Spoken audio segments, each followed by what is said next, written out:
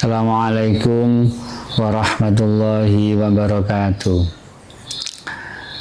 Para pemirsa lensa Ramadan yang dirahmati oleh Allah Ta'ala, menghidupkan Al-Quran di bulan suci Ramadan.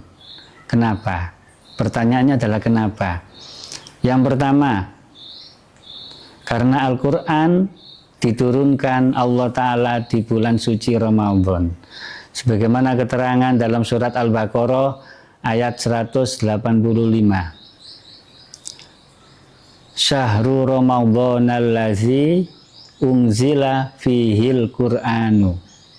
Bulan Ramadan adalah bulan diturunkannya Al-Quran. Al-Quran oleh Allah Ta'ala itu diturunkan dari Lauhil Mahfudz ke Baitul Izzah. Baitul Izzah itu apa? Baitul Izzah itu langit dunia secara keseluruhan, juz 1 sampai juz 30. Dari Lauhil Mahfudz ke Baitul Izzah secara keseluruhan. Kemudian dari Baitul Izzah, langit dunia tadi diturunkan kepada Kanjeng Nabi Muhammad SAW secara berangsur-angsur sesuai dengan kebutuhannya manusia. Itu kurang lebih 23 tahun. Nah, dan surat yang pertama kali diturunkan adalah surat Al-Alaq. Al-Alaq, Iqra' bismi rabbikal ladzi khalaq. Ayat 1 sampai ayat 5 dari surat Al-Alaq itu diturunkan Allah Ta'ala pada bulan Ramadan tanggal 17. Oleh karena itu setiap tanggal 17 Ramadan itu selalu diperingati hari Nuzulul Quran. Itu. Dalam kitab Duratun Nasihin ternyata tidak hanya Al-Quran saja yang diturunkan di bulan Ramadan.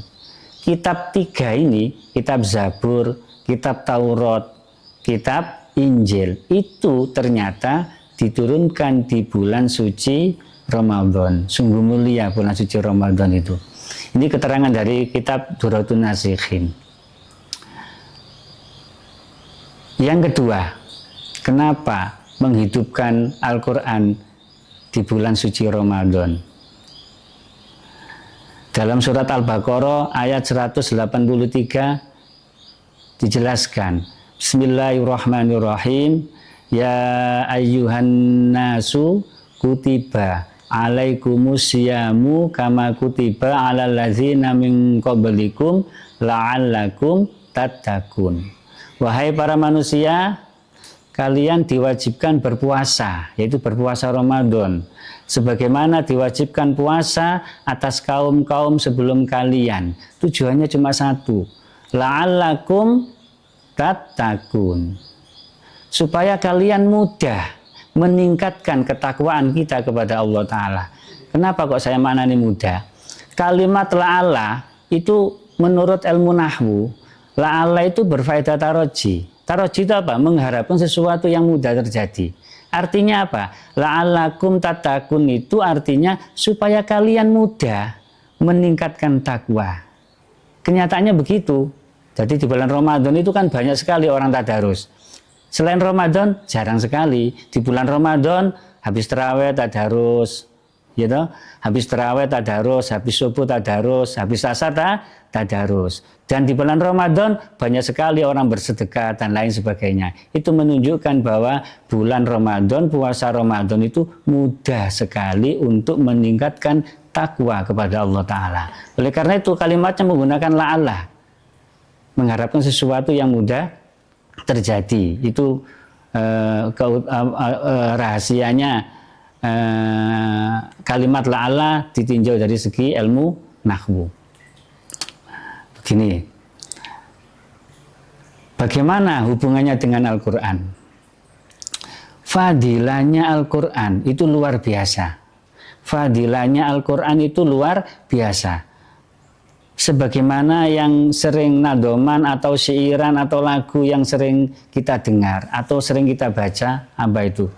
Kalamun qadimullah yumallu sama'uhu tanazzaha an qaulin wa fi'lin wa niyati bihi astafi minkul lidain wa nuruhu dalilun li qalbi inda jahli wa hayrati. Yang saya terangkan di sini adalah kegunaannya.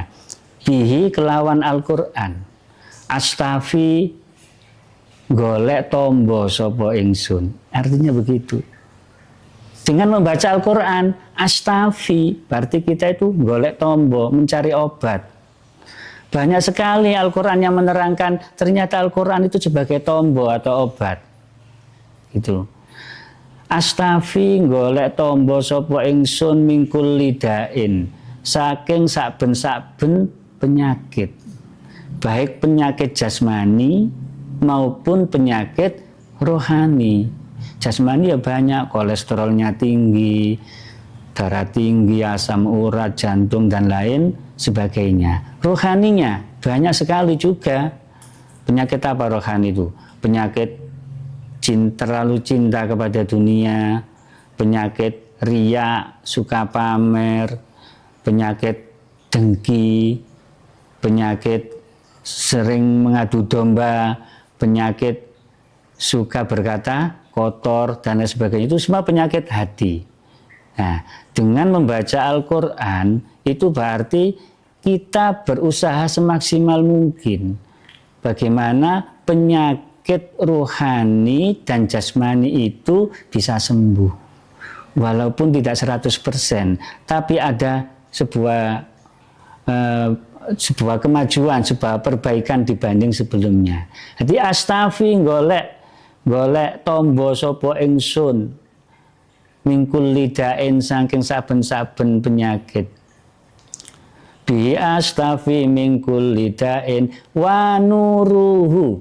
Nah, Al-Qur'an itu mengandung cahaya dan banyak sekali Al-Qur'an ayat-ayat yang menjelaskan bahwa Al-Qur'an itu nurom mubina, cahaya menerangi. Banyak sekali itu di dalam Al-Qur'an yang menerangkan seperti itu.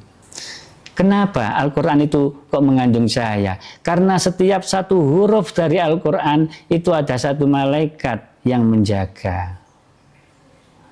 Ada satu malaikat yang menjaga. Di dalam Al-Qur'an itu sudah berapa huruf itu? Malaikat itu apa? Malaikat itu kan terbuat dari cahaya.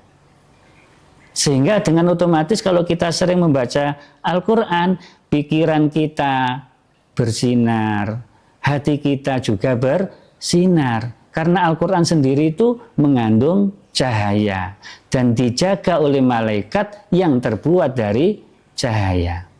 Wa nuruhu utawi nure Al-Qur'an dalilun, menunjukkan liqalbi maring ati ingsun bihi astafi mingkul lidain wa nuruhu dalilun.